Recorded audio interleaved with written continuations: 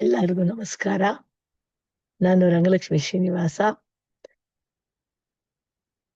ಹೆಚ್ಚಿನ teenage students ಅಥವಾ adolescent students, especially 8th 9th ಬಂದ್ಬಿಟ್ರೆ ಸ್ಟೂಡೆಂಟ್ಸ್ ತಮ್ಮ ಹಾರ್ಮೋನಲ್ ಇನ್ಫ್ಲೂಯೆನ್ಸಸ್ ಇಂದ ಬಿಹೇವಿಯರ್ ಅಲ್ಲಿ ಬಹಳಷ್ಟು ಬದಲಾವಣೆ ಕಾಣಿಸ್ತಾ ಇದೆ. ನಾವು 1000 ಸತಿ ಹೇಳಿದ್ರು ಮಕ್ಳಿಗೆ ಅರ್ಥನೇ ಆಗಲ್ಲ. ನಮ್ಮ ಮಾತು ಕೇಳ್ತಾರೆ, ಅಥವಾ ಟೀಚರ್ಸ್ ಶಿಕ್ಷಕರ ಮಾತು ಕೇಳ್ತಾರೆ, ಪ್ರಿನ್ಸಿಪಾಲ್ ಮಾತು ಕೇಳ್ತಾರೆ, ಅಪ್ಪ ಅಮ್ಮನ ಮಾತು ಕೇಳ್ತಾರೆ. ಆದ್ರೆ ಅವ್ರ ಬಿಹೇವಿಯರ್ ಅವ್ರಿಗೇನ್ ಇಷ್ಟನೋ ಹಾಗೆ ಆಡ್ತಾ ಇರ್ತಾರೆ. ಹಾಗಿದ್ರೆ ತಪ್ಪು ದಾರಿಗೆ ಹೋಗ್ತಾ ಇದ್ದಾರಾ? ಅವ್ರ ದಾರಿ ಯಾವ್ದು ಅಂತ ಗೊತ್ತಾಗ್ತಾ ಇಲ್ಲ. ಯಾಕೆ ಅಂದ್ರೆ ನಾವು ಅವ್ರಿಗೆ mind control is more than hormonal control ಅಂತ ಹೇಳ್ಕೊಟ್ಟಿಲ್ಲ.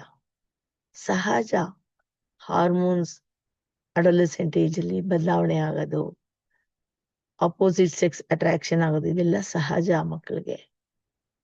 ಬಟ್ ಅದನ್ನ ನಾವು ಹೇಳ್ಕೊಡ್ದೇನೆ ಮಕ್ಕಳು ಹಾದಿ ತಪ್ತಾ ಇದ್ದಾರೆ ಅಂತ ಹೇಳಿದ್ರೆ ತಪ್ಪು ನಮ್ದಾಗತ್ತೆ. ನಾವು ವಿದ್ಯಾರ್ಥಿಗಳಿಗೆ ಅಥವಾ ವಿದ್ಯಾರ್ಥಿನಿಯರಿಗೆ ಏನ್ ಹೇಳ್ಕೊಡ್ಬೇಕು ಫಸ್ಟ್ ಅಂತ ಅಂದ್ರೆ, ನಿಮ್ಗೆ ಮೈಂಡ್ ಕಂಟ್ರೋಲ ಅಥವಾ ನೀವು you are control by hormones ಅಂತ ಕೇಳ್ಬೇಕು. And sometimes they are also control by friends. ಒಬ್ಬ ಚೆನ್ನಾಗಿ ಒಳ್ಳೆಯವರಾಗೆ ಇರ್ತಾರೆ, ಫ್ರೆಂಡ್ಸ್ ಈಗ ಮಾಡು ಅಂದ್ರೆ ಮಾಡ್ಬಿಡ್ತಾರೆ, ಗೊತ್ತೇ ಇರಲ್ಲ. ಆಮೇಲೆ ಕೇಳಿದಾಗ ನನ್ನ ಫ್ರೆಂಡ್ ಹೇಳಿದಕ್ಕೆ ಈ ತರ ಮಾಡಿದೆ ಅಂತ ಹೇಳ್ತಾರೆ. ಸೊ ಅವರು when they start growing, their thoughts also start growing. ಆ ಒಂದು ಕೆಲವು ಸಮಯದಲ್ಲಿ ಅವ್ರಿಗೆ ಯಾರ್ ಮಾತು ಕೇಳ್ಬೇಕು, ಏನ್ ಮಾಡ್ಬೇಕು ಅನ್ನೋ ಅರಿವು ತಮ್ಗಿರದೇ ಇಲ್ಲ.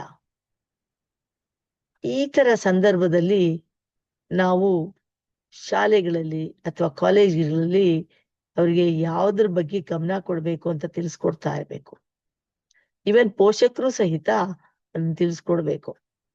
ಅದನ್ನೇನಾದ್ರು ತಿಳಿಸ್ಕೊಡ್ದೆ ಬಿಟ್ಟು ಅಯ್ಯೋ ಎಲ್ಲ ಈಗಿನ ಜನರೇಷನ್ ಹೀಗೆ ಅಂತ ಅಂದ್ಬಿಟ್ರೆ ನಾವಾಗೆ ನಮ್ಮ ಮಕ್ಕಳನ್ನ ಹಾದಿ ತಪ್ಸಂಗಾಗತ್ತೆ. ಹಾದಿ ತಪ್ಪೋದು ಅಂದ್ರೆ ಏನೋ ಕೆಟ್ಟ ಅರ್ಥ ತಿಳ್ಕೊಬೇಡಿ. ಓದಿನ ಮೇಲೆ ಜಾಸ್ತಿ ಅವರಿಗೆ ಏಕಾಗ್ರತೆ, ಫೋಕಸ್ ಅಥವಾ ಕಾನ್ಸಂಟ್ರೇಷನ್ ಇರಲ್ಲ. ಬೇರೆ ಬೇರೆ ವಿಷಯಗಳೆಲ್ಲ ಮಾತಾಡ್ತಾ ಇರ್ತಾರೆ, ಅನ್ವಾಂಟೆಡ್, ಬೇಡದೇ ಇರೋದು.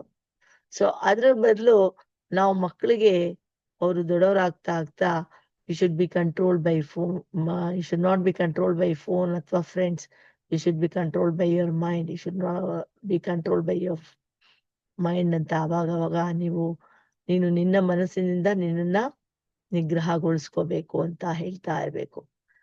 ಹಾರ್ಮೋನ್ಸ್ ಏನೇ ಹೇಳಿ, ಫೋನ್ ಏನೇ ಹೇಳಿ, ಫ್ರೆಂಡ್ಸ್ ಏನೇ ಹೇಳಿ, ಅದು ಖಂಡಿತ ಔಟ್ಸೈಡ್ ಅದು.